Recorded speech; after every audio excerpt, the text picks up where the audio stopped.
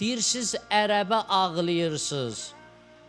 Mən ərəbə ağlayıram. Yaxşı, sənin öz şəhidin üçün ağlayan günümü görməmişəm axı. Görməmişəm də.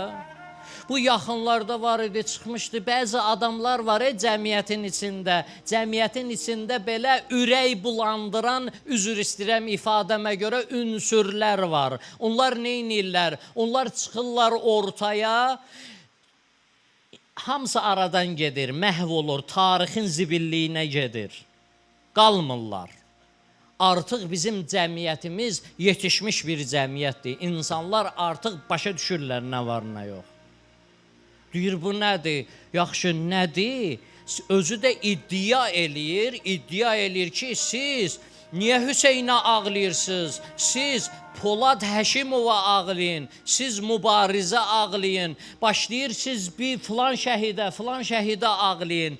Neyniyir? İki dənə dəyəri bir-birindən üz-üzə qoyur. Neyniyir? Mənim dəyərim olan mənim şəhidimi, mənim mübarizimi, mənim ciyərparəmi, mənim Hüseynimlə üz-üzə qoymaq istəyir. O mübariz ki, yazır, mən Hüseynin nəvəsiyəm, mən bu haqsızlığa dözə bilmərəm.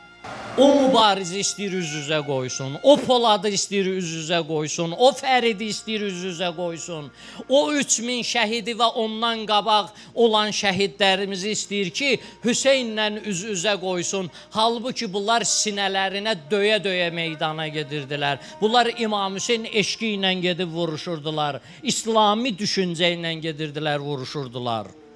Bunlar deyir, onda birazdan sən mənə deyəcəksən ki, əgər bu ərəbdirsə, bunun babası da ərəbdir, sənə kitab gətirən də bunun babasıdır. Demək, sən Quran qəbul eləməmisən, ay məlun. Sən aldadırsan, sən gizlədirsən, sabah da deyəcəksən ki, nədir? Bu nədir? Ərəbin gətirdiyi Quranı niyə qəbul eləməliyik ki biz? Hüseynin babası deyil bu Quranı gətirən. Bu şəriəti gətirən Hüseynin babası deyil. Bu şəriəti davam elətdirib bizə çatdıran, bunun mühafizəsində dayanan İmam Hüseyn deyil.